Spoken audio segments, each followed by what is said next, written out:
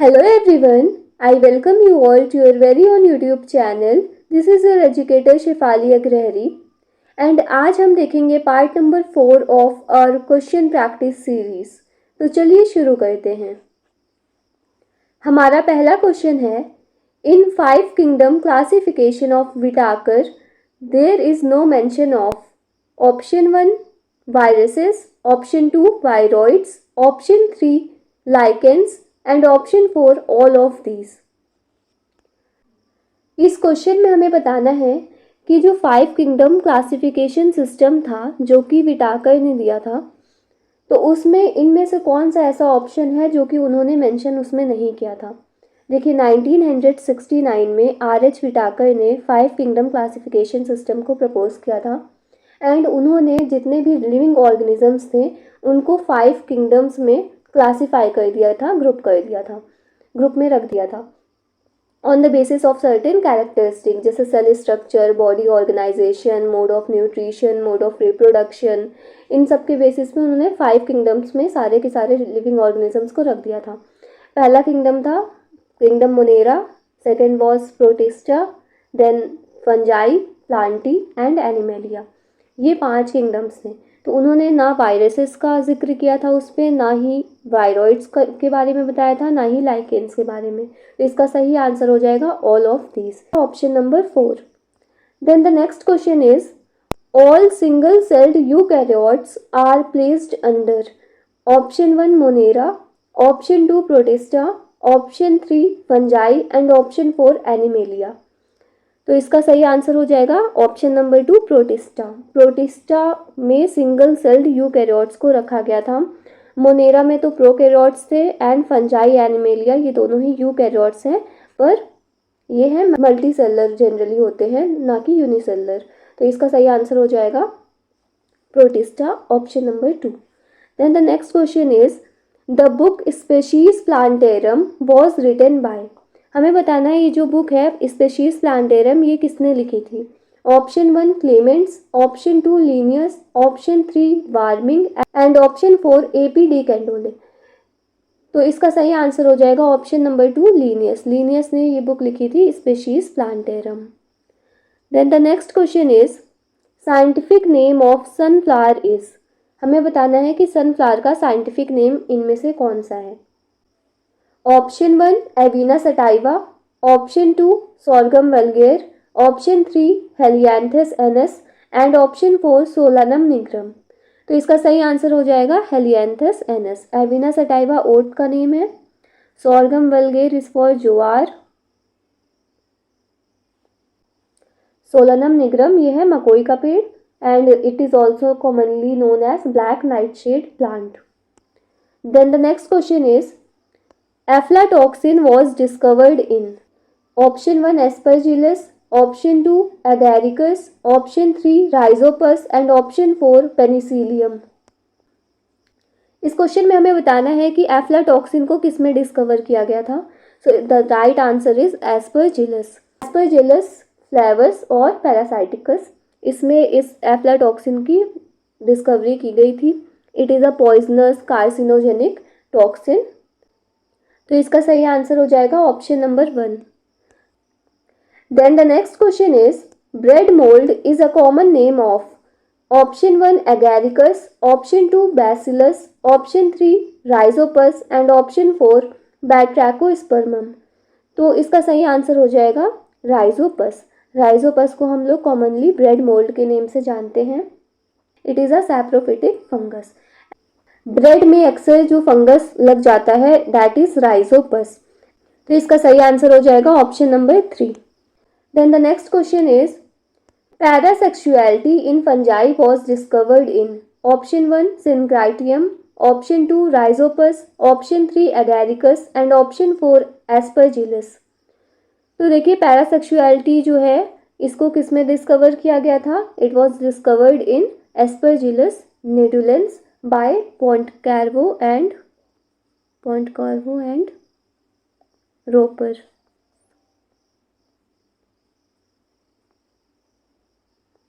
in 1952.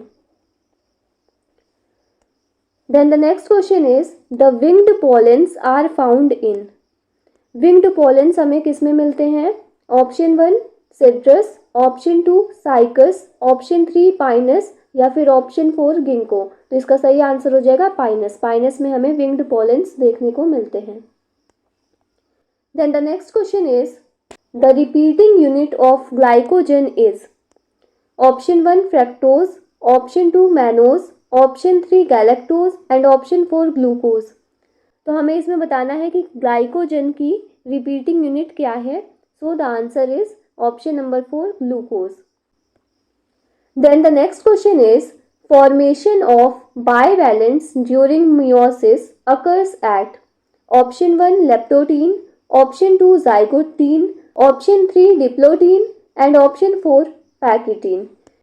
इस question में हमें बताना है कि जो बाइवेलेंट्स का फॉर्मेशन होता है मियोसिस में वो किस स्टेज में होता है। यहाँ पे प्रोफेज 1 के स्टेजेस दिए गए हैं। बाइवेलेंट का फॉर्मेशन कहाँ पे होता है? प्रोफेज 1 के जाइगोटीन में होता है। तो हमारा सही आंसर हो जाएगा ऑप्शन नंबर 2।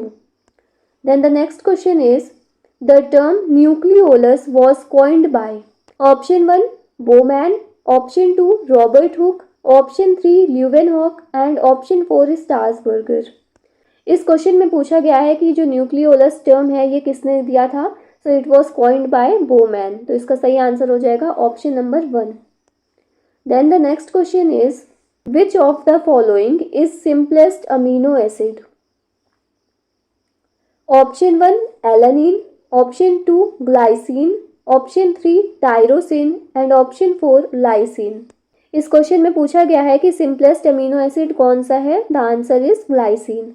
ग्लाइसिन का स्ट्रक्चर देखते हैं। एक अमीनो ग्रुप होता है, एक कार्बन होता है, उससे COOH कार्बोक्सिलिक ग्रुप अटैच होता है, एक हाइड्रोजन एटम होता है एंड दूसरी साइड भी हाइड्रोजन एटम होता है and this is the simplest amino acid glycine.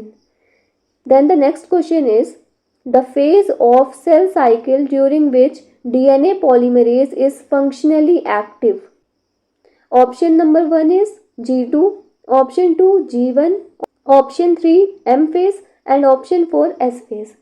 इस क्वेश्चन में पूछा गया है कि सेल साइकिल के किस फेज में DNA पॉलीमरेज एंजाइम जो है वो फंक्शनली एक्टिव होती है। देखिए DNA पॉलीमरेज का मेन फंक्शन किस में है? रेप्लिकेशन में होता है एंड रेप्लिकेशन कहाँ पे होता है? At S phase of cell cycle. तो इसका सही आंसर क्या हो जाएगा? S, option number 4। Then the next question is opening and closing of stomata is due to option 1 calcium ion, option 2 potassium ion, option 3 chloride ion and option 4 sodium ion. यहाँ पे हमें बताना है कि जो स्टोमेटा ओपन होता है and close होता है तो ये किस आयन की वजह से होता है। So it is due to the potassium ion. तो हमारा सही आंसर हो जाएगा ऑप्शन नंबर 2। देखिए जब पोटेशियम आयन गार्ड सेल में एंटर करता है तो वहाँ का वाटर पोटेंशियल क्या हो जाता है? कम हो जाता है एंड वाटर पोटेंशियल कम होने की वजह से वहाँ पे से होता क्या है कि जो सब्सिडियरी सेल्स होते हैं जो कि गार्ड सेल को सराउंड करके रखते हैं वहाँ का वाटर एंटर होता है गार्ड सेल में, जिसकी वजह से टर्जिट हो जाता है गार्ड सेल एंड जब वो टर्जिट होता है तो वो ओपन हो जाता है एंड इसका सेम उल्टा प्रोसेस किसमें होता है? In the closing of stomata. Then the next question is dark reaction of photosynthesis occurs in option 1 grana, option 2 stroma, option 3 both A and B and option 4 none of these. यहाँ पे both 1 and 2 होगा। तो इस question में हमें बताना है कि जो फोटोसिंथेसिस में डार्क रिएक्शन होती है वो उसका साइट क्या होता है। तो इट अकर्स इन स्ट्रोमा। हमारा सही आंसर हो जाएगा ऑप्शन नंबर 2। क्लोरोप्लास्ट में ग्रेना एंड स्ट्रोमा होता है। ग्रेना में लाइट रिएक्शन होती है एंड स्ट्रोमा में डार्क रिएक्शन होती है। Then the next question is who is known as the father of Indian plant pathology. Option 1 PK Nair, option 2 SR Kashyap, option 3 Leeuwenhoek and option 4 E.J. Butler. इस question में पूछा गया है कि father of Indian plant pathology कौन है, तो answer is E.J. Buttler. हमारा सही आंसर हो जाएगा ऑप्शन नंबर 4। पीके नायर किसके फादर हैं? He is the father of palynology. And Leeuwenhoek is the father of bacteriology.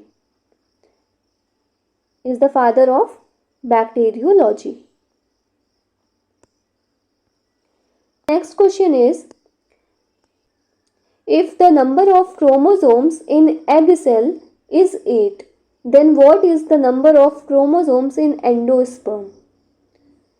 Option 1 8, option 2 12, option 3 24 and option 4 16।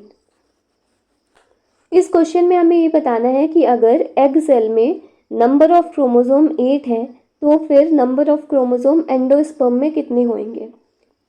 देखिए, जो एग सेल होता है वो हैप्लॉइड नेचर का होता है, मतलब इसमें जो n की वैल्यू है वो क्या हो गई, 8 हो गया। एंड जो एंडोस्पर्म होता है it is of triploid nature, ये 3n होता है। तो फिर अगर n की वैल्यू 8 है तो फिर 3n क्या हो जाएगा, 3 इंटू 8, 8 3 ज़ा 24। तो फिर इसका सही आंसर क्या हो जाएगा, 24, option number 3। Then the next question is, theory of continuity of germ plasm was put forward by option 1 Bateson, option 2 Hugo de Vries, option 3 Charles Darwin and option 4 Weismann। theory of continuity of germ plasm ये किसने दी थी, it was given by August Weismann। तो इसका सही answer हो जाएगा option number 4। Then the next question is, which of these pyramid is always upright and can never be inverted? इस question में हमें ये बताना है कि इनमें से कौन सा ऐसा पिरामिड है जो कि हमेशा अपराइट रहता है, कभी भी वो इन्वर्टेड नहीं हो सकता। ऑप्शन 1 है पिरामिड ऑफ नंबर, ऑप्शन 2 है पिरामिड ऑफ एनर्जी, ऑप्शन 3 है pyramid of biomass and option 4 है ऑल ऑफ दीज। इसका सही आंसर हो जाएगा pyramid of energy, option number 2। Pyramid of energy हमेशा अपराइट होता है, कभी भी ये इन्वर्टेड नहीं होता है। तो आज के लिए बस इतना ही रखते हैं। आज भी हमने करीब 20 क्वेश्चंस को सॉल्व किया है। अगर आपको किसी भी तरह का डाउट है तो आप कमेंट करके पूछ सकते हैं। अगर आपको अपनी प्रिपरेशन हमारे साथ करनी है MSc बॉटनी एंट्रेंस की या फिर बॉटनी के असिस्टेंट प्रोफेसर की, तो आप हमारा ये कोर्स ले सकते हैं जिसमें आपको डेली क्लासेस प्रोवाइड की जाएंगी, डेली प्रैक्टिस पेपर्स दिए जाएंगे आपके क्वेश्चन प्रैक्टिस के लिए, क्विजेस कराई जाएंगी, ऑडियो नोट्स प्रोवाइड किए जाएंगे, हैंड रिटन नोट्स प्रोवाइड किए जाएंगे, क्लास की PPT एंड PDF भी शेयर की जाएगी एंड 24/7 आपके डाउट्स को सॉल्व किया जाएगा। Thank you so much for watching this lecture. I hope कि आपको ये वीडियो अच्छी लगी होगी एंड आपको अच्छे से ये लेक्चर समझ में आया होगा। आप लोग ऐसे ही पढ़ते रहिए एंड रिवाइज